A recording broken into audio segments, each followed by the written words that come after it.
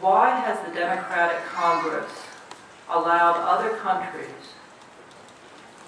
to join in the lawsuit against Arizona law? This is immigration law. Other countries would never allow us to interfere with their internal problems.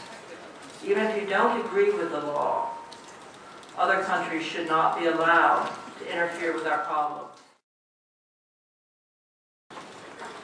I can't speak for the Democratic Congress, as I'm actually a Republican and I'm running against the Democratic Congress.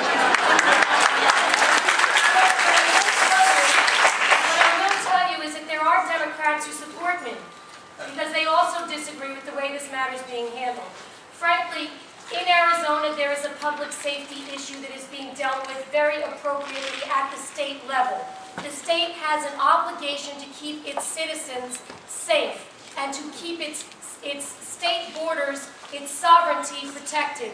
I would argue that Arizona is presently under invasion by citizens of another nation and criminals, and they have to do something about it.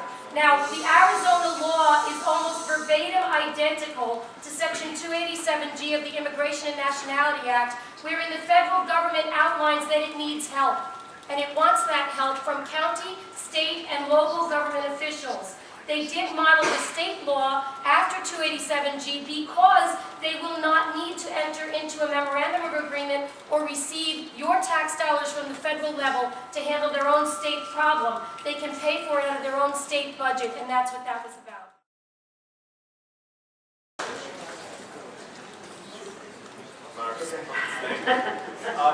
Well, first of all, I think that the Arizona law was basically reacting to the fact that we need a better federal policy. We need to have federal legislation that deals with both immigration as well as enforcement. And what I've advocated, and I'll lay it out to you, is very similar to a bill that Senator Menendez has proposed in the Senate. And I have co-sponsored a similar bill in the House.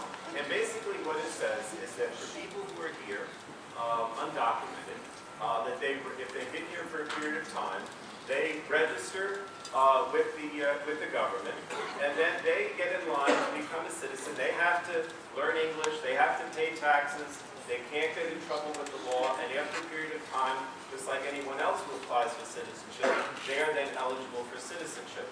Then at the same time, we crack down on the borders. We have better enforcement, we have more border patrols, we have better technology to try to prevent people from coming here illegally. I think that the problem now is we have this crisis. We have so many people here who are undocumented. They can't go back because they've been here a long time. They're really Americans effectively. And certainly their children. And at the same time, we continue to have a problem with the border. So you pass legislation that has better enforcement, but allows those people who are here, who've done the right thing, to become citizens. No.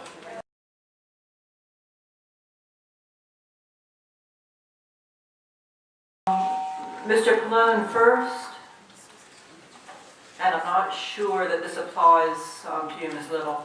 Why do you block research to stop research? Why do you block or stop research to cure and stop the pandemic of tick-borne disease?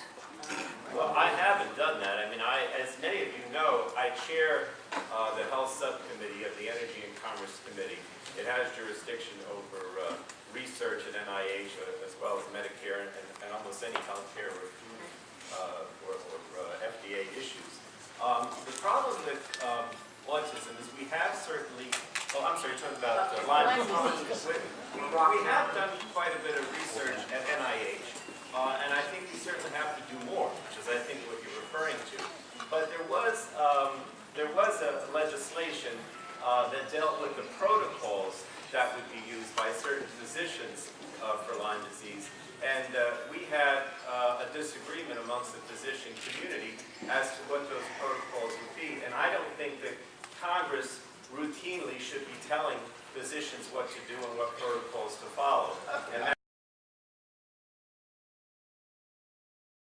I don't think that Congress routinely should be telling physicians what to do and what protocols to follow.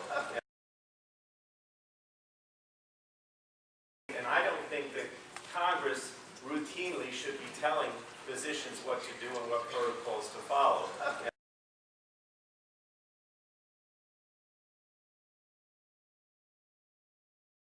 And I don't think that Congress routinely should be telling physicians what to do and what protocols to follow.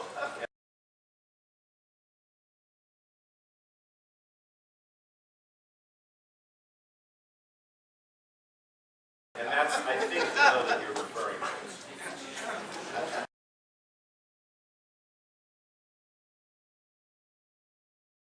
Do you want to comment on that? I do.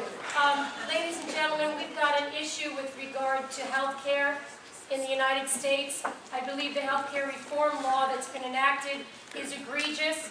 I believe that the congressman has been lax minimally and perhaps in blockage of not only Lyme disease, but pediatric acquired brain injury, which is shaken baby syndrome, and there are other diseases that are attached to that. I think this goes hand in hand with a very progressive approach to government top-down dictated health care, wherein life is not valued. Treatment will be considered whether it is cost-effective or not. Government very much is, with the insurance companies, intruding right now today between me and my family, that means you and your family, and their health care. And for the congressman to tell us that he has not taken action because he feels government should not intrude is very duplicitous, as he authored the health care law, which is a bigger intrusion than what we are asking him to do as far as research. Amen.